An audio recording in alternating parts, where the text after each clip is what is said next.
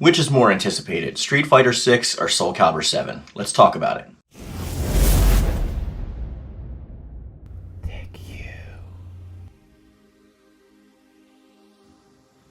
Hey, what's up guys, it's I'm Mark Yoon, and today I'm bringing another exciting video. So what I wanted to talk about today is a little bit of a comparison that I personally have between Street Fighter 6 anticipation versus Soul Calibur 7.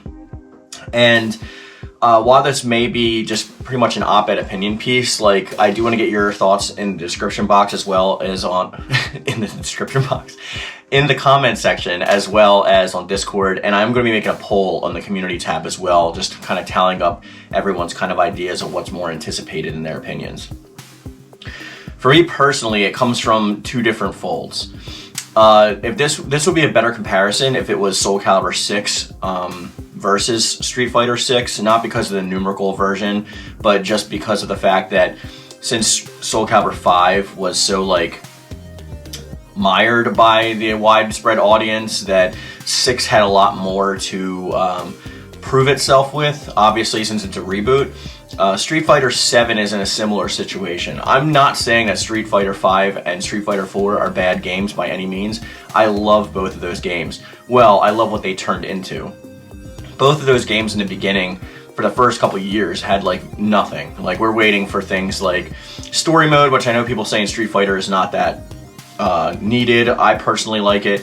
And just like other bonus features and modes and stuff that we usually get with base Soul Calibur games. So I think when it comes down to the story itself, we were talking about before how like Street Fighter usually follows like a small group of characters, right? It's usually like Ryu Hayabusa. Man, I cannot speak today. It's usually Ryu and other Shoto characters. So, like, some of them take the background, but it's usually about like Ryu and whatever like Shadow Lu is doing at the time, or whatever, like his internal struggles with the Dark Hado, or turning over to you know, Akuma and his father's side as opposed to like Gouken. But that's neither here nor there. Soul Calibur Season Pass 2 in particular for Soul Calibur 6 has really opened the door for a great narrative when it comes to Soul Calibur 7's story. It sets up a lot of open-ended plots that can really help the franchise because the narration will be so good. Narrative will obviously help in a multitude of faceted ways. But another reason why I'm more anticipated, I guess, for Soul Calibur 7 personally is because of the fact that like we usually get more in the base game. Like Street Fighter 4 and 5 left a bad taste in my mouth because whenever we had the base game come out, there'd be practically no modes. There's like a very small roster, and some of the newer cool characters that you personally want to see from other iterations of the Street Fighter franchise, you usually gotta wait like a couple of years for via DLC, because they'll come out with multiple versions of the game, like the arcade version or the Champion Edition, things of that nature. And it's usually about like 3 different variations or versions. Champion Edition is still getting DLC. It's probably the last DLC for Street Fighter 5, obviously, which I believe is Dan Hibiki. But it's not really as anticipated for me because I know that I'm going to love what the game turns into, but it's become a tug of war per se with me, because it's like, do I want to spend like the $65 up front or $70 up front for a bare bones Street Fighter 6, which I know it's going to be, or do I hold off and wait for the last iteration of the game and not be able to actually play and enjoy the game for the next like 5 years? That's kind of a tough pill to swallow, because I do want to jump into the new engine, I do want to jump into the new game, and I do want to get the new mechanics down and be a little competitive and play and like have fun with it before all that stuff comes out, and then I'll just never get bored with it because I'm constantly getting inundated with new material. So I can kind of argue my point for that. Plus, if you don't support the main release, like the first iteration, then it really slims down the chances of actually getting more stuff in the future, because a lot of that's based off of the base sales, not based off of like, you know, prolonged sales from DLC and whatnot. It's a little bit different than Soul Calibur that relies on DLC sales. So I'm kind of torn. Like, I really am anticipating Street Fighter 6 a lot. Like, it's something I'm going to be talking about on my channel, so if you're here just for Soul Calibur, I apologize, maybe skip those videos, but I do make comparisons a lot because they are both fighting games, so it is what it is. But they also don't really have a lot of innovation when it comes to things that they do. Like, well, obviously, duh, that's what innovation is, right? Things that you do. But Soul Calibur at least has like character creation, which has a huge community behind its base already, which I believe keeps mainly the game alive besides the competitive aspect of it. Like if there was no character creation to separate itself from the other games, then Soul Calibur would probably nowhere near as well loved and beloved as it is today. It's been a staple since Soul Calibur 3. Even the portable versions have carried it over, and I don't see it going anytime soon at all.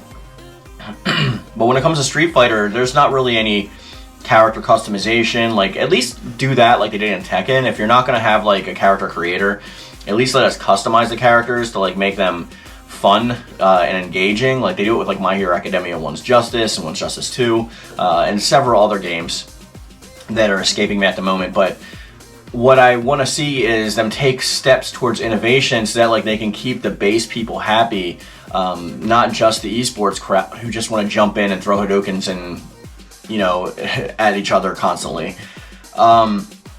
I think this would add a lot of variability and replayability to the game in its base roster. Just give us some stuff to like customize our characters, let us switch costumes and stuff like that, and I think that would actually lend to a greater appreciation for the game. Like me personally, I don't agree with the beard. I know that's a hot take, but I would like a way to be able to remove that, or go back to classic Ryu or something like that. Or even choose like Dark Hado Ryu or something at the start. I know he's got a different moveset usually, but they need something innovative. Like, and I don't know what it would be. Like even like a quest mode from like Virtual Fighter where you would like go and actually like try and collect all these new things. That might actually help its longevity. But I'm kidding myself in thinking that Capcom's gonna do any of this. Like they can't even like come up with their own damn logo for the game. So why am I sitting here anticipating them actually coming up with anything new? And again, it's just because I'm jaded and they've left a sour taste in my mouth. I've played Street Fighter 2 a billion times when it's released in a cajillion different variations of itself. And will I get a Street Fighter 2 cabinet? Yeah, probably at some point I'll still get it. But when it comes to Street Fighter, like you're usually playing the waiting game. Like you're that day one, man, you're not really doing much except for like arcade and online matches, to be honest. And their netcode is pretty good usually, so at least that functions well. But I don't know, like I get bored of that really fast. Like I remember when I first got Street Fighter 5, I was so hyped for it. More hyped than now. Story time with Mark Yoon. And I actually dropped the game after like a week, and I believe I sold it back to GameStop because there was just nothing happening. And then when the DLC came out, I just didn't care. And then like the next version came out, I believe was the arcade version. I bought that. Played that around for a little bit, same thing happened. Actually, I believe the arcade edition is the version that I still have. I've just upgraded digitally to the new packs. Like the championship edition was just like an add-on purchase for me to become the championship edition, as opposed to having it the actual championship edition physically disc, which I would like to have. It might also be that the anticipation factor for this game is that it's like the first major fighting game that's going to be pretty much exclusive to next-gen consoles. So we're really going to see what they can do and push these engines and their hardware to like their fullest extent. So like when you do that and you're anticipating that and you get there and then you see like arcade, online, training, if we're lucky. That's it. And you have like 12 characters, you know, I'm just like, 12 to 15 characters is not going to cut it for me, man. Like, I know you want to get it out there so you can have it in tournaments and sports. I know how important esports is to, like, the longevity of games. I'm not denying that fact. I used to, but my mind has since been changed.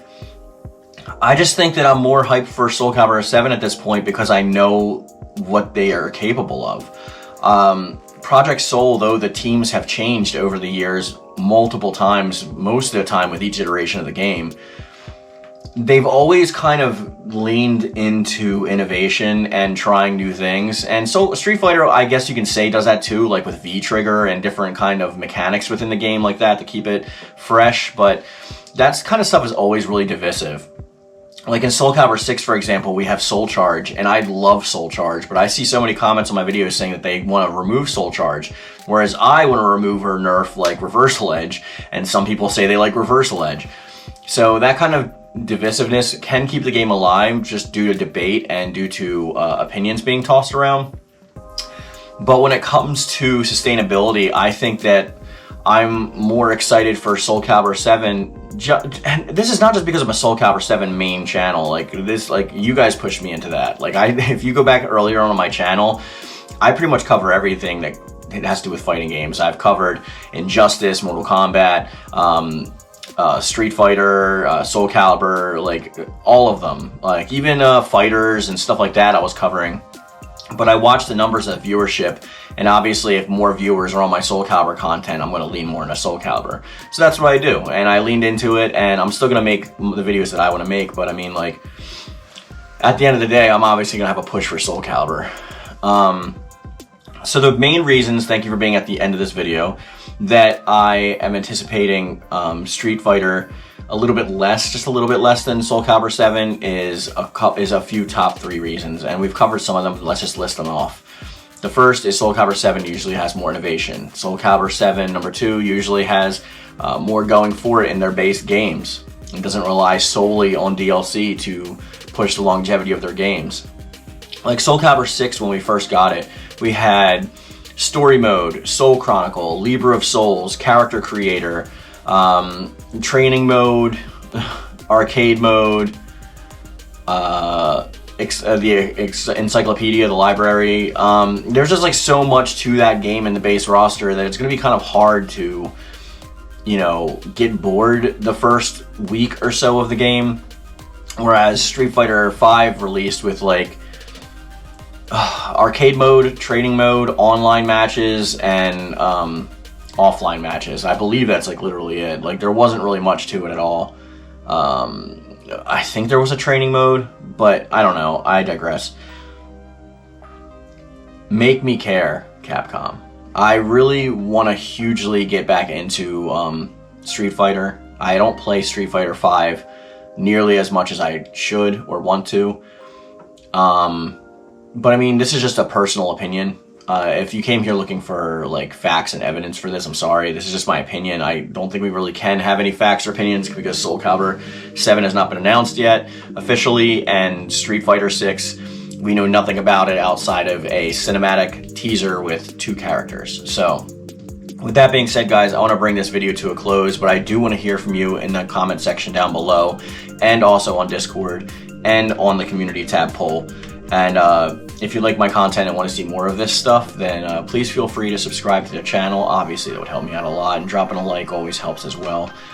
And with that being said, we're going to bring it to a close. And as I always say, I love it. Thank you. And thank you.